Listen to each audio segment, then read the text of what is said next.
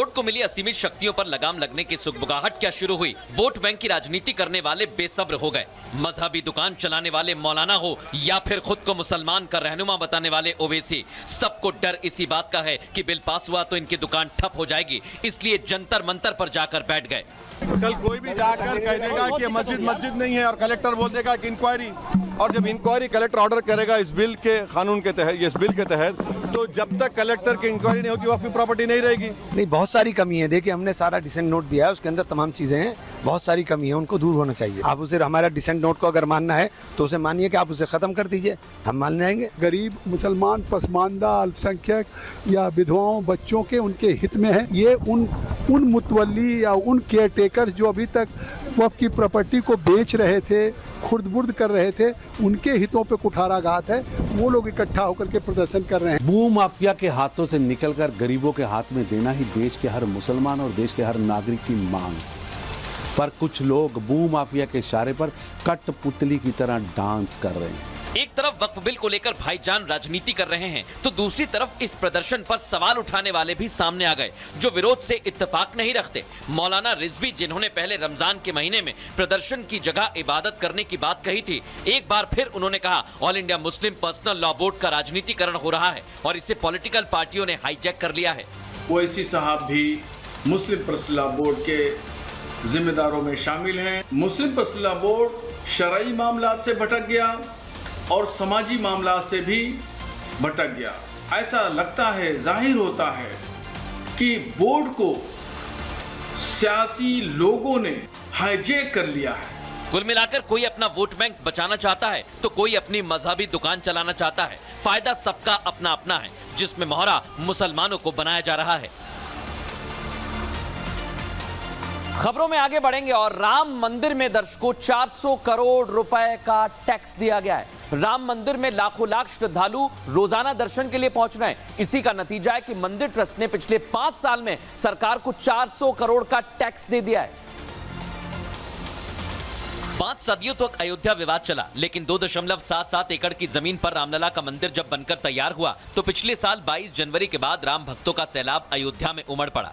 बीते 5 सालों में अयोध्या में धार्मिक पर्यटन में भी भारी उछाल देखा गया, जिसके कारण राम मंदिर ट्रस्ट ने सरकार को करीब 400 करोड़ रुपए का टैक्स दिया है। 5 वर्षों में ट्रस्ट के अकाउंट से सरकार की भिन्न भिन्न एजेंसियों को लगभग 396 करोड़ रुपए का भुगतान हुआ है। ट्रस्ट के महामंत्री चंपत राय ने ये जानकारी मणिराम छावनी में आयोजित एक बैठक में दी। बैठक में मंदिर पर हुए खर्च और राम मंदिर निर्माण पर ट्रस्टियों के बीच चर्चा हुई। ये भी तय किया गया कि सत्येंद्र जैन के सम्मान में मंदिर का अब कोई मुख्य पुजारी नहीं होगा। 6 महीने पहले से ही सत्येंद्र दास जी से पूछ लिया था, अब कोई मुख्य पुजारी नहीं। सत्येंद्र दास जी की आयु का कोई नहीं है, सत्येंद्र दास जी के सम्मान का कोई नहीं है, उन जैसा विद्वान तो कोई नहीं है, इसलिए अब मुख्य पुजारी अतिशयोक्ति हो जाएगी।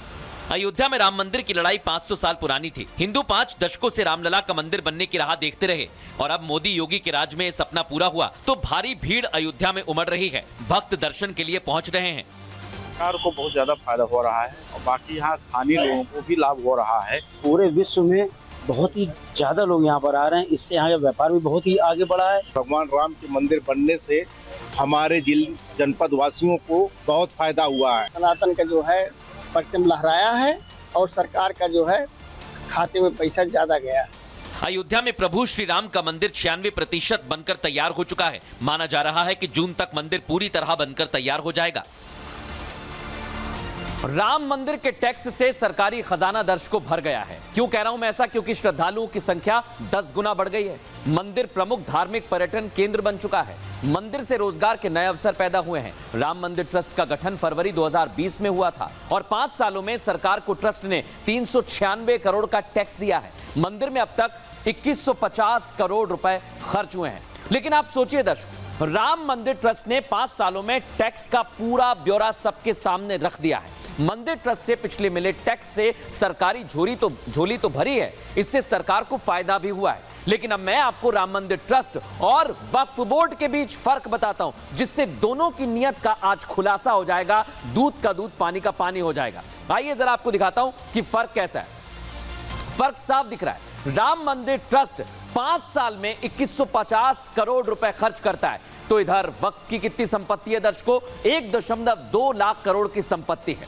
इधर राम मंदिर में क्या हो रहा है?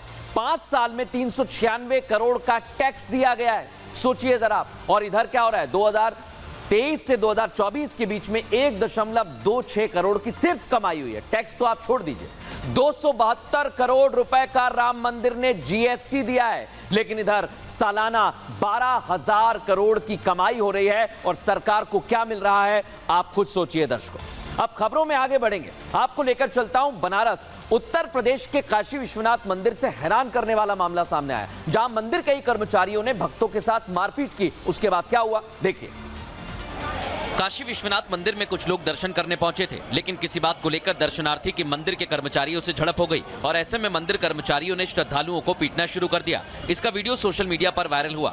जो वीडियो सामने आया उसमें शक्ति भवन के सामने कुछ लोग आपस में धक्का मुक्की और मारपीट करते नजर आए। छुड़ाने से भी ये लोग एक दूसरे को छोड़ने को तैयार नहीं थे, हाथापाई पर उतारू रहते हैं। हंगामे को देखते हुए पुलिसकर्मी वहां पहुंचते हैं, जिसके बाद पीड़ित थाने में इसकी शिकायत दर्ज कराते हैं।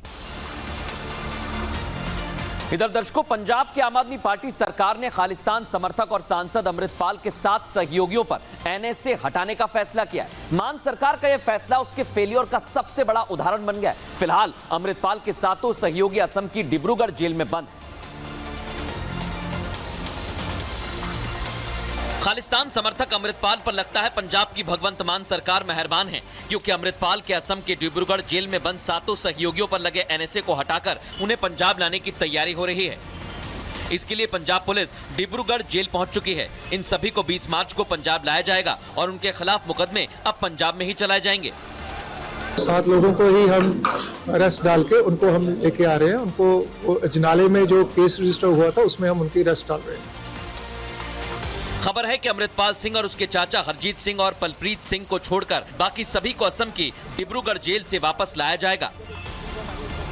लेकिन सवाल ये कि अमृतपाल पर आखिर क्यों मेहरबानी है? अजनाला मामले में 7 आरोपियों की गिरफ्तारी हुई और फिर से गिरफ्तारी करने की तैयारी। पंजाब सरकार ने अमृतपाल सिंह के और 7 सहयोगियों पर 2023 में 1 साल के लिए एनएसए लगाया था। इसके बाद फिर 2024 में इसे आगे बढ़ाया गया था, लेकिन अब की बार राज्य सरकार ने इसे आगे नहीं बढ़ाया है और 23 फरवरी 2023 को लगभग 200 से 250 लोगों की भीड़ ने पंजाब के अजनाला पुलिस स्टेशन पर हमला किया था और अमृतपाल इस भीड़ का नेतृत्व कर रहा था। भीड़ के पास काफी संख्या में हथियार भी थे। भीड़ का मकसद पुलिस हिरासत में लिए गए एक सहयोगी को छुड़ाना था। लेकिन आप सोचिए दर्शक, एक के बाद एक सवाल खड़े हो रहे हैं। अब चलते हैं राजस्थान।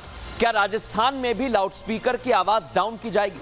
सवाल इसलिए क्योंकि उत्तर प्रदेश की तरह राजस्थान में भी बीजेपी विधायक ने तेज आवाज में बजने वाले लाउडस्पीकर पर एक्शन लेने की मांग की, जिसके पीछे तर्क दिया गया कि लोगों को परेशानी हो रही है। इस बयान के बाद राजस्थान की सियासत हाई हो गई है।